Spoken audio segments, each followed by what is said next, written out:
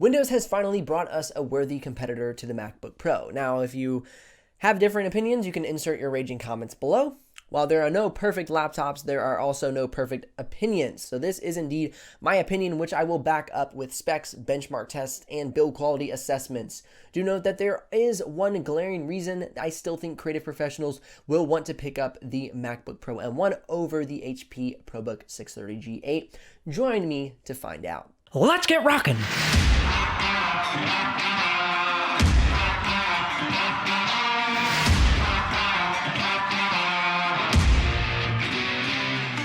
If you're new to the channel, my name is Benji Kaiser. This is where you're going to find the best tech and tools for creative professionals. If that sounds like your kind of place, consider subscribing and ring the bell so you don't miss out on any of the future videos.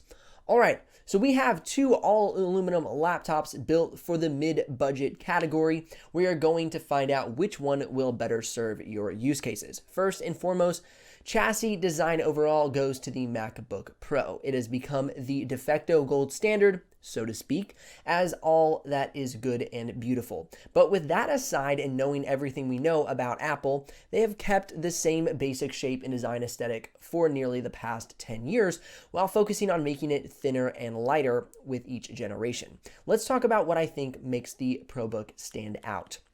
The ProBook is the same thickness as the MacBook Pro M1 at 0.61 inches thick. Okay, the ProBook is 0.62 inches thick, but it's really close. But the weight is roughly half a pound less at 2.51 pounds compared to the MacBook Pro's 3 pounds. Another part of the ProBook design I really like is the ledge. They created for your fingers to grip the screen to open and close it. The top and bottom bezel of the ProBook are slightly angled in, so this creates this perfect ledge for your fingers to grip and then open the screen easily. This could go easily overlooked, and I love when companies design in this way. Well done, HP, for making a thoughtful, integrated design for the open and closing feature. The screen also opens to 180 degrees, whereas the MacBook Pro cannot. Now, what about some aspects that these two laptops have in common?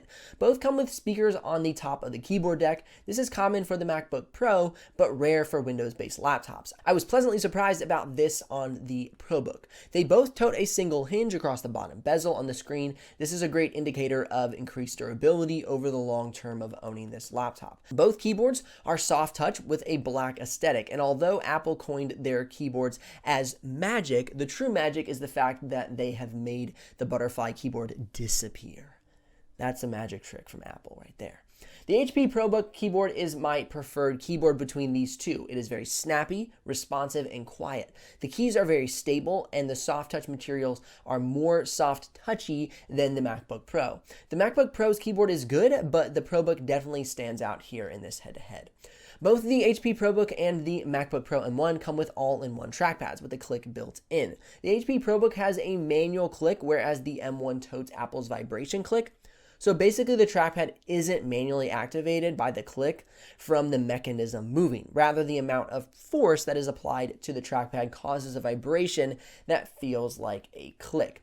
I have noticed that this causes occasional errors when dragging and dropping items or conducting video edits, but Apple has really fine-tuned their trackpad, and I like it a lot. So if you want that ever so slightly more consistent dragging and dropping, I would go for the HP ProBook, which has a great tacky matte finish on the surface of the trackpad. My hat is off to HP for their trackpad design on the HP ProBook for sure. It's a great trackpad. And, as we're going through this review, before you, accuse me for Windows fanboying and how I'm an Apple hater and all that stuff, I have a MacBook Pro. I started on MacBook Pros. I enjoy MacBook Pros. I'm just trying to give a fair shake for this Windows-based laptop for all of you who want a Windows-based option. So now here's an audio sample of me using the keyboard and trackpad so you can see how they sound and what to expect.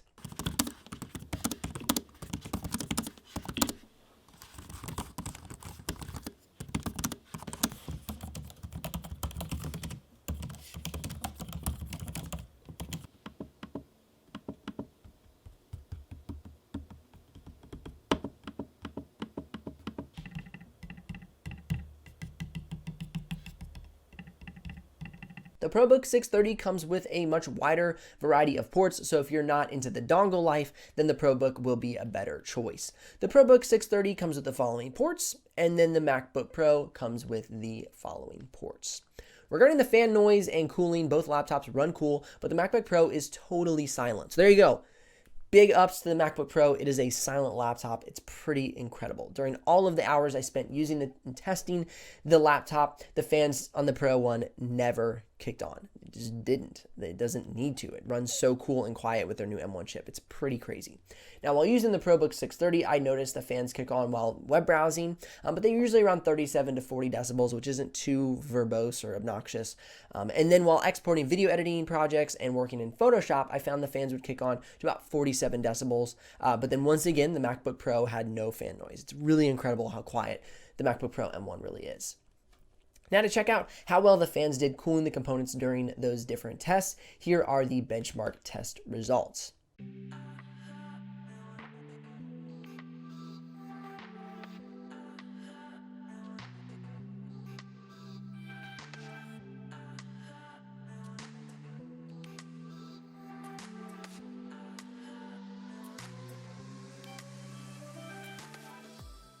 The MacBook Pro M1 can reach a color gamut range of 100% sRGB, 89% Adobe RGB, and 100% DCI-P3. The ProBook 630 G8 can get a color gamut range of 68% sRGB, 50% Adobe RGB, and 50% DCI-P3. If you're enjoying this video and getting some value, then just ever so gently, just press down on that like button. And if you want to catch all the future videos on my channel, then make sure you subscribe and ring the bell so you don't miss out on a future upload. Now, as I mentioned earlier in the video, there's one area that really was going to make creators lean towards the MacBook Pro M1, and that's the color gamut range. I mean, you just can't get around that, especially if you're not going to have an external monitor. Having that much color gamut range on your screen on the go at all times is a pretty big bonus, being that these laptops are priced at around the same price point. So that's the one area. Like I said, thanks for holding on and finding out. Let's get into the performance section of this video. The HP ProBook 630 G8 I'm reviewing comes with the Intel 11th Gen Core i7-1165 G7 with 4 cores and 8 threads. Intel Iris Xe graphics, 16 gigs of RAM, and a 512 gig SSD. Whereas the MacBook Pro M1 comes with the Apple M1 chip with 8 cores and 8 threads, 8-core GPU plus 16-core neural engine, and 8 gigs of unified memory. 512 gig SSD comes along with that as well. Kicking things off, we're going to jump into the simulated benchmark tools and see how each of these laptops can handle Cinebench and Geekbench. This will be interesting head-to-head because the ProBook and the MacBook Pro come with slightly different cores and threads, and the new MacBook M1 has been really showing off in simulated benchmarks.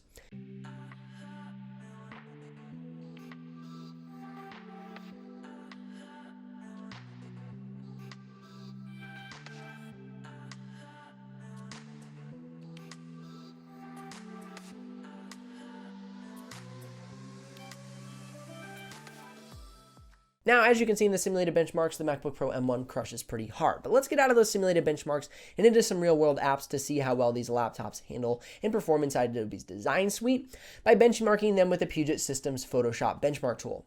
Both laptops perform well regarding the points scored. The ProBook 630 only falls slightly behind the MacBook Pro M1. ProBook 630 scored a 505 against the MacBook Pro M1's 565.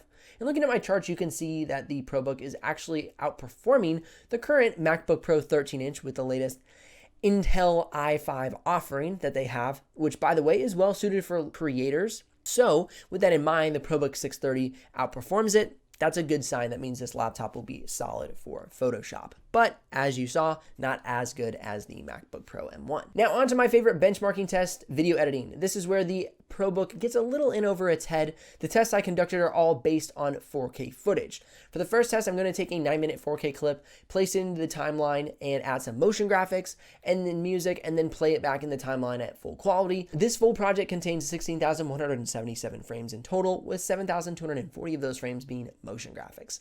During this test, the ProBook 630 saw drop frame rates as follows. At full quality, 9,465, at half quality, 525, and at fourth quality, 0 drop frames. During the same test, the MacBook Pro saw drop frame rates as follows. At full quality, 5,481, at half quality, 375, and at fourth quality, 0 drop frames. If you're going to be playing back and editing 4K footage on one of these laptops, then the MacBook Pro M1 gets double the smoothness while editing. But to be honest, while the MacBook Pro can handle 4K editing on the single clip basis, I wouldn't recommend both of these laptops for advanced 1080p before I would recommend them for 4K. Now, I've gotten a lot of heat for that from in the comment section because there's other reviewers that are saying, yeah, this is like a great 4K video editing machine. And it is on a single clip basis. But as soon as you start trying to do multicam and heavy motion graphics, it really slows down the machine. So that's why I'm more of an advocate to recommend 1080p over 4K. Me and my buddy Lori at Tech Notice, he's done a great video about this. And so I just want you to be satisfied with your purchase, not disappointed thinking that this is the 4K machine to replace all 4K machines. So with that in mind, if you purchase the ProBook 630, just note that you will need to shoot 1080p and edit, which in my opinion is totally fine. I currently shoot and edit everything in 1080p. Plus, did you know that phones are only HD, 1080p? So nearly everyone watching your edits will not know any different. Keep that in mind. If you're looking for a laptop that is highly color accurate, all aluminum, handles Photoshop in the top of its category, is capable of 4K video editing, and destroys simulated benchmarks tools, just in case you want to impress the neighbor kids, then by golly, you better get the MacBook Pro M1. But if you're looking for a brilliant Windows alternative to the MacBook Pro M1 with smooth beveled edges, an incredible keyboard deck, and trackpad at half a pound lighter, then I would pick up the HP ProBook 630 G8. If you're curious about the exact availability of either of these laptops or the price point, you can head down in the description below. Click one of those links if you do make a purchase. Of course, I will get a small commission, but at no extra cost to you. That's what keeps this channel alive and the helpful content coming your way. If you want more videos about the ProBook or MacBook Pro, you can click or tap the screen over here. Otherwise, keep editing, keep designing, keep creating. My name is Benji Kaiser, and I will see you in the cinemas. I'm kidding. I'll see you in the next video.